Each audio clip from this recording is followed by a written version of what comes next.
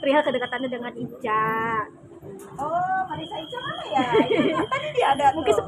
dari kapan sih Kak Fit mungkin dekat dan Eh, apa ya, kalau dibilang dari kapan deket, tentunya kalau kenal Ica semua juga tahu ya. Cuman kemarin kan memang kita beberapa hari jalan bareng. Ica memang ikut support juga bagi resmi ke New York, ya lumayan jadi dekat karena kita kalau nggak salah 10 hari sama-sama satu kamar juga kan sama saya, jadi ya banyak banyak ngobrol. Kita kan ada peribahasa tuh ya, kalau kita tuh udah berpesiar 1 kali 24 jam, katanya kita baru tahu Ica baik banget. berarti memang sudah lama tahu atau dekat sih Kak Fit sebenarnya sama Ica sendiri? Kalau tahu ya udah pasti semua orang tahu ya. Ica, Marisa Ica tahu. Kalau dibilang deket, saya tuh nggak apa ya, semua orang yang kenal dengan saya, apalagi sudah jalan dengan saya, itu saya anggap teman dekat. Jadi ikut bawa-bawa nama Kak Fit dan orang lain. Ya, saya mah sudah biasa kan, saya mah sudah biasa dibawa ujang ganjing sana sini. Saya mah selalu bilang selai aja lah. Masa terfitnah masih ada dengan bukti yang katanya sudah sebulan. Bukti apa nih? Saya nggak Banyak pernah ada salah lihat. satu akun yang menyudutkan Kak Fitri dan sama Ica Si sendiri. rambut merah. Oh, saya nggak merasa ya, saya tidak merasa apapun berita-berita. Kalau kalian lupa ya, saya ingatkan kembali bahwa saya itu sudah apa ya, sudah kuat mentalnya semenjak saya ikut selalu membela orang-orang yang benar ya. Selama benar saya bela. Jadi kalau netizen ngomong A, B, C, D, saya nggak peduli lah. Saya cuma ingat pesan Umi Pipik nih, mana Umi Pipik, mudah-mudahan lihat. Dia cuma bilang ke saya, Teteh, kita itu tidak akan dihisap oleh ucapan orang lain. Jadi itu yang menguatkan saya. Siapapun yang ingin memfitnah saya, siapapun yang ingin berkata buruk tentang saya, silahkan. Karena saya tidak akan diadili di akhirat nanti dengan ucapan mereka. Tapi mengganggunya seperti apa sih Kak Fitri? Saya nggak merasa terganggu. Mungkin apakah dari netizen banyak yang sampai nge-DM, sampai berkata kasar mungkin? Gini ya, bermain sosmed itu tentu tahu resikonya. Nggak boleh juga kita, oh hanya gila dipuji-puji gitu ya, atau oh sakit hati karena dihujat, ya jangan punya sosial media gitu. Saya kan selalu bilang nih, sosial media itu adalah rumah kita. Kalau misalnya merasa terganggu, ya di blok. Gampang kok daripada mereka yang bikin, misalnya ya bikin Instagram hanya untuk menghujat, itu berapa step kan, harus bikin A, B, C.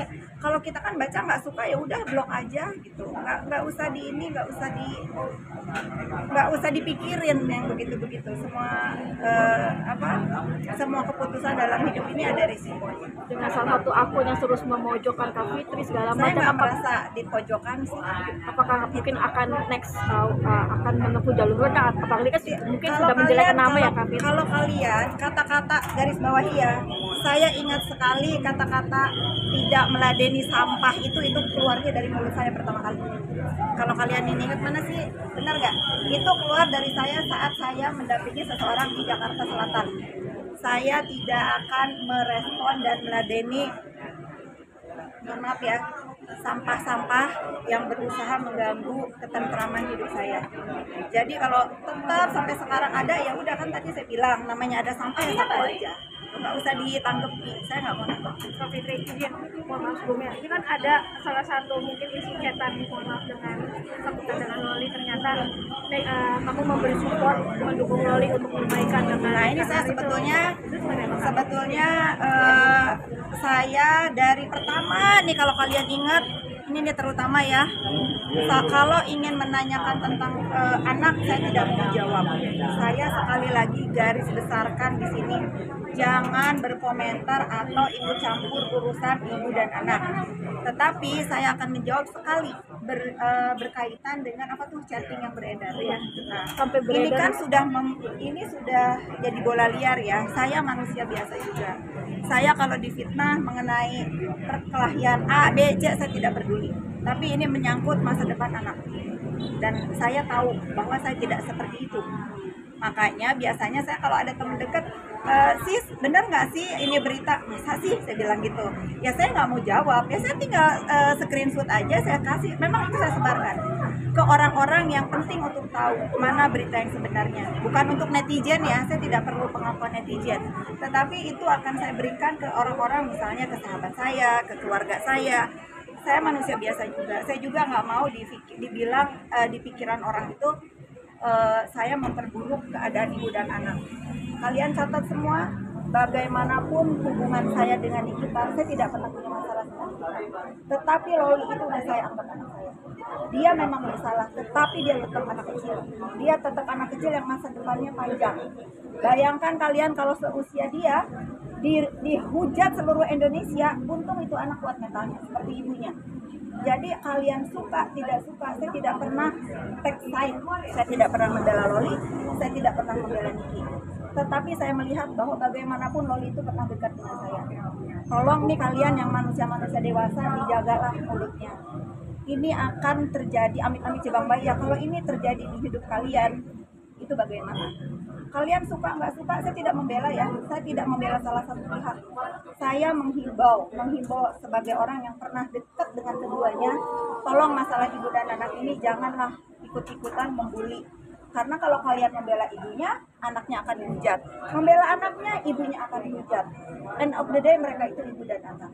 Jangan dikomporin, itu aja ya. Setelah kejadian ini, masalah ini dibulir gitu, jadi membuka komunikasi yang luar biasa dengan apalagi nama kami itu kan berbawa-bawa. Saya tidak merasa perlu harus membuka komunikasi bla bla bla ini, itu nggak perlu. Saya cuma melihat masalah ini masalah ibu dan anak. Kalau misalnya ada yang menggiring opini A, B, C, saya tidak peduli ya. Sekarang kalau misalnya ibunya atau anaknya merasa nanti waktunya mereka harus baikan, ya udah akan. Ini Allah ini maha segalanya, maha membolak-balikan hati manusia. Cuman kalau kalian nih netizen Indonesia yang budiman, kalau kalian mau komentar masalah apa terserah deh. Tapi kalau masalah ibu dan anak, ya menurut saya ya punya nuranilah sedikit, jangan dipanas-panasin. Namanya ibu ada marah sama anak, anak juga ada marah sama ibu, itu biasa. Tetap mereka ibu dan anak. Pasti apa? Mungkin Kak Fitri, mungkin maaf, kan sampai ada tudingan membrainwash ya. Itu kan udah dijawab tadi. Berarti bisa digarisbawahi Saya tidak merasa tertuding karena tidak ada yang menyebutkan nama saya. Kalau ada yang menyebutkan nama saya dengan jelas menyebutkan nama saya, baru itu hitungannya nanti belakangan. Tapi mendukung Niki melaporkan Fadil gak sih?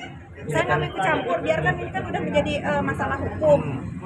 Saya rasa aparat penegak hukum pun akan adil menindak masalah ini. Jadi sudahlah, hentikanlah kehuru-haraan ini. Ini masalah masa depan anak bangsa juga yang semuanya ikut bertanggung jawab, kesehatan mentalnya dan lain-lain gitu. Ingat, dia tidak akan selamanya berperkara. Satu hari dia akan kembali ke rumah, akan kembali ke ibunya, akan bercengkrama lagi dengan ibunya, karena saya tahu pasti ibunya sayang banget sama anaknya. Itu aja yang mau saya bilang ya. Tapi udah ada rencana misalkan untuk membawa komunikasi lagi? Nggak ada, belum. Oke, makasih.